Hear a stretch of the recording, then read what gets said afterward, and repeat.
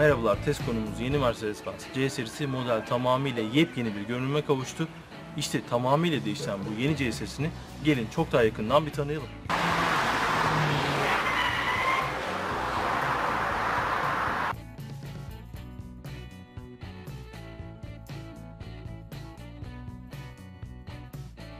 Model bugün testimize C180 versiyonu ile konuk oldu.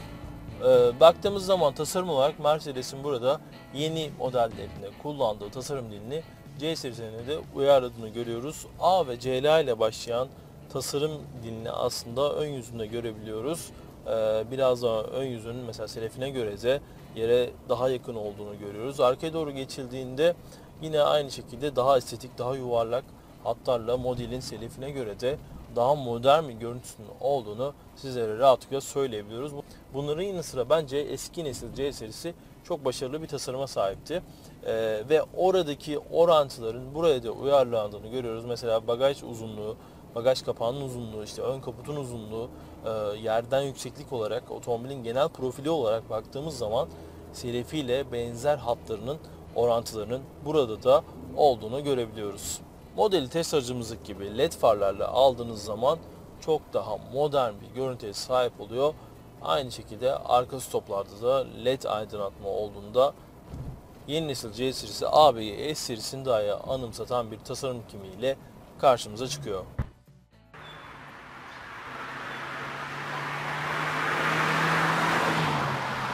Yeni C serisinde sürüş karakteristiğinizi seçebiliyorsunuz artık. Mesela ben şu anda Eco modundayım. Eco modu diğer testlerden de hatırlarsınız. Burada da aynı işleve sahip.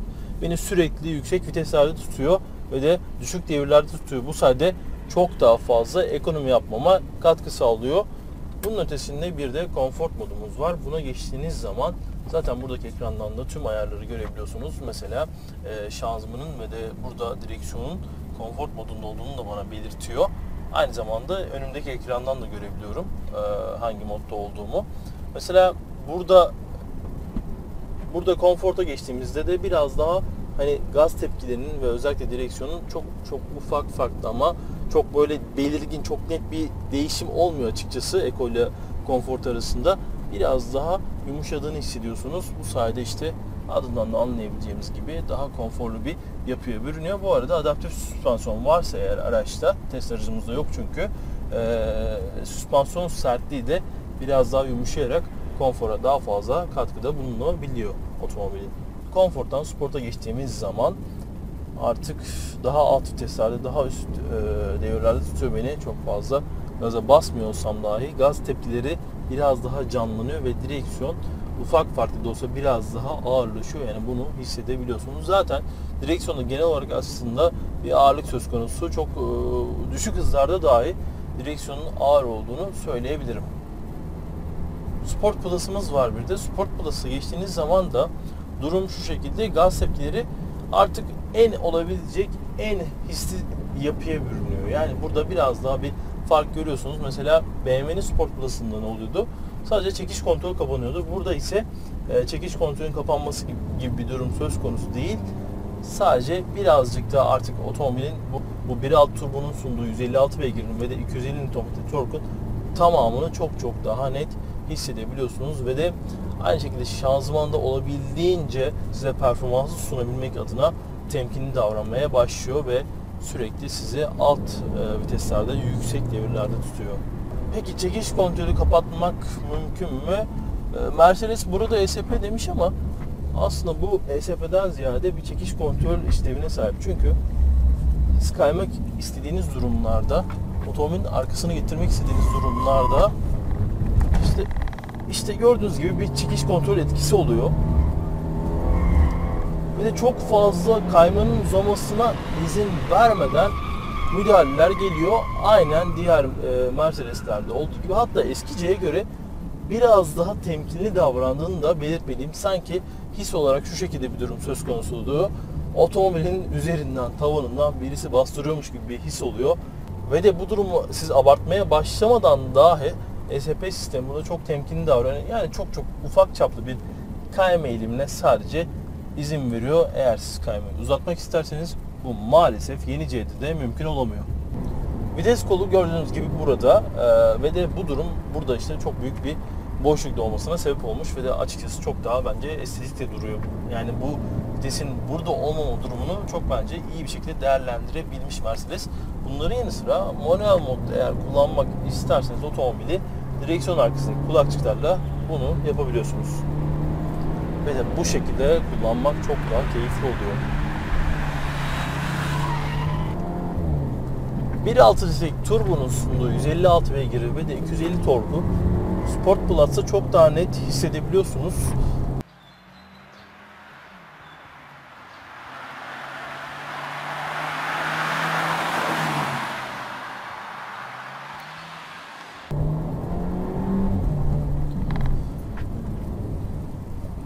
Bu motorun sunduğu 8.5 saniyelik 0-100 değeri gayet güzel ki şanzımanın 7 ileri orana sahip olmasından dolayı, çok fazla oran olmasından dolayı ara hızlanmalarda gayet akıcı ve net, ama bunların ötesinde şanzımanla ilgili şöyle bir durum söz konusu. Birazcık daha hani hızlandırılmış gibi bir his söz konusu. Hani gerçekte de öyle aslında baktığımız zaman. Ama şöyle bir durum var. Bu arada 6000 devirde kesiciye giriyor ben değiştirmesem bile. Ama yani şanzımanda çok büyük bir değişim olmamış açıkçası. Mesela özellikle vites düşürme istediğiniz zaman performanslı kullanımda aynı durum söz konusu. Biraz geç dönüşler söz konusu. Bir diğer dikkat çekici özelliklerinden birisi de modelde Sport Plus'ta özellikle geçtiğiniz zaman yeni C'de vites değişimlerini size hani manuel şanzıman keyfinde, manuel şanzıman mantığında hissettirebiliyor olması, ki bu çok hoş ve de güzel bir detay olmuş. Özellikle çok yüksek devirlerde bu durum söz konusu. Çok yüksek devirler çevirmeye başladığınız zaman ve de bu yüksek devirlerde vites değiştirmek istediğiniz zaman üst vitese geçtiğiniz durumlarda hani o manuel şanzıman keyfini, manuel şanzıman kullanımını size daha fazla yaşatabilmek için vites değişimlerini ufak çaplı hissettiriyor. Ama özellikle vitesleri düşürürken ben biraz da hızlı olmasını isterdim. Burada serte dönük bir süspansiyon var test aracımızda. Standart süspansiyonlu versiyon bu arada. Yani ekstra adaptif süspansiyon sistemini isterseniz alabiliyorsunuz.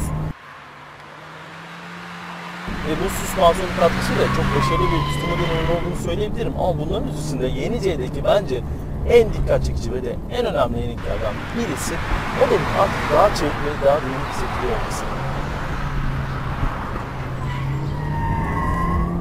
Yani sürüş keyfi daha yüksek bir otomobil. Sürüş modlarından biri de Individual var. Bu modda siz direksiyon ve de gaz tepkilerini kendi isteğinize göre ayarlayabiliyorsunuz. İstediğiniz modlardan birini buraya uyarlayabiliyorsunuz. Model ile yakaladığımız karma test tüketimimiz 9.8 litre. Otomobilin bence en büyük değişimi içerisinde.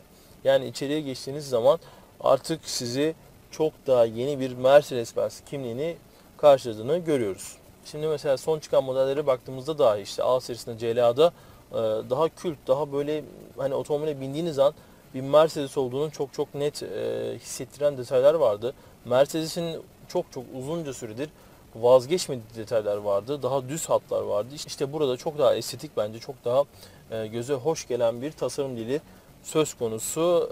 Mesela direksiyon tasarımı artık çok daha bence güzel. Düz hatların burada artık kullanılmadığını görüyoruz. Aynen CLA'da ve de A serisinde olduğu gibi iki parçalı bir konsol söz konusu, ama burada biraz daha yumuşatılmış bu durum. A ve CLA kadar keskin değil. Ve de bana göre çok dikkat çekici bir değişim var ki o da şu: buradaki ara birim ön tarafa doğru yatay ve de yükselerek ilerliyor. Hani bu durum Selefinde de yoktu ve de aslında baktığımız zaman bugüne kadar karşımıza çıkan birçok Mercedes'te olmayan bir durum. Mercedes daha böyle kült, daha bilindik, daha geleneklerine bağlı bir tasarım kullanıyordu bugüne kadar birçok modelinde. İşte C'de bu kabuğunu çok hissedilir düzeyde aslında kırmış.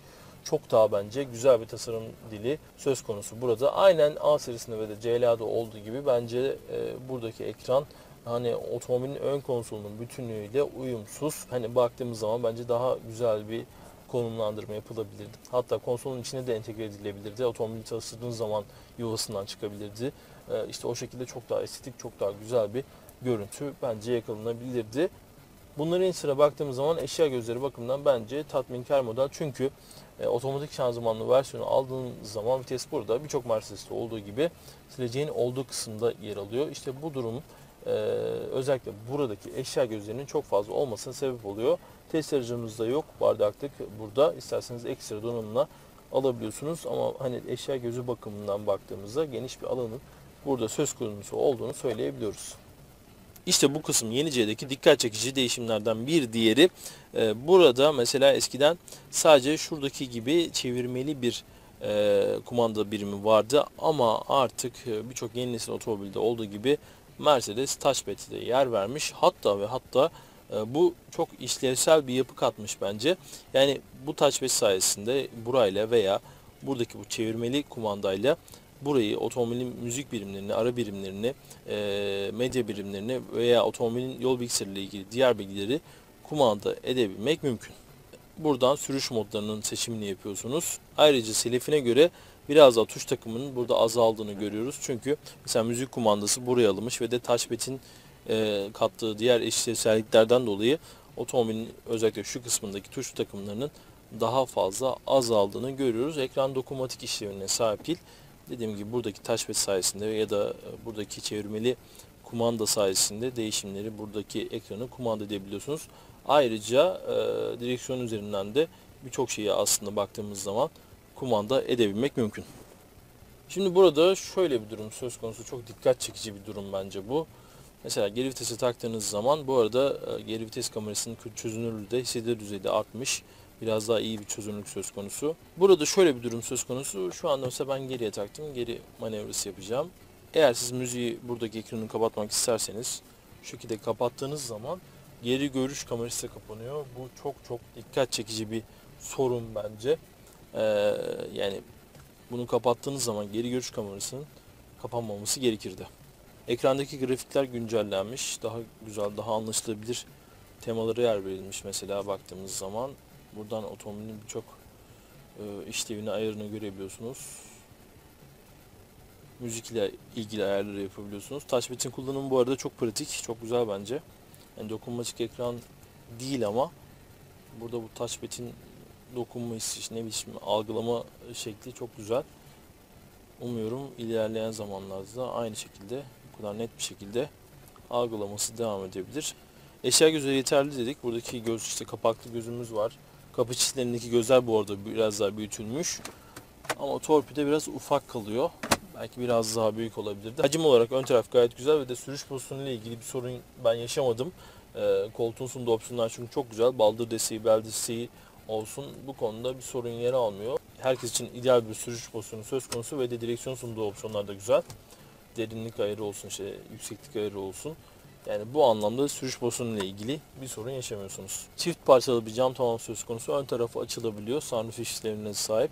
Bu sayede içeride çok daha ferah bir atmosfer hakim. Tabi otomobilin iç ve dış tasarımını kendi zevkinize göre Mercedes size kişiselleştirme opsiyonu da sunuyor. Hacim olarak ön taraf gayet iyi ama arka taraf mesela benim için tam sınırda 1.86 boyundayım. Bunu size her zaman belirtiyorum ama rakiplerle kıyasladığımızda hani çok gerisinde değil, rakiplerle benzer seviyede. Hani bu segmentteki otomobillerde bence biraz daha arkadaki hacim iyi olabilir. Bagajla ilgili de bir sorun yer almıyor. Bagaj hacmi bence gayet güzel. Modelde yalıtım gayet başarılı. Süspansiyonlar serte dönük. Standart süspansiyonlar yer alıyor test aracımızda. Ama isterseniz uyarlanabilir süspansiyonlarla da alabiliyorsunuz. Bu uyarlanabilir süspansiyonlar özellikle konfor ve de yol tutuş eğrisine biraz daha fazla katkıda bulunabiliyor. Çünkü o süspansiyonları aldığınız zaman siz süspansiyonun sertliğini de ayarlayabiliyorsunuz. Burada serte dönük süspansiyonlardan dolayı yol tutuşu çok yerine ve çok başarılı.